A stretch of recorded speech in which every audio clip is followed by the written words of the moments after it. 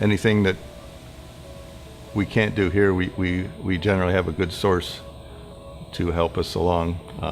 So maybe we do the base machining, and maybe we send it out to have it either ground to finish size, or perhaps it takes some other type of outside process such as anodizing, plating, glass beading, deburring,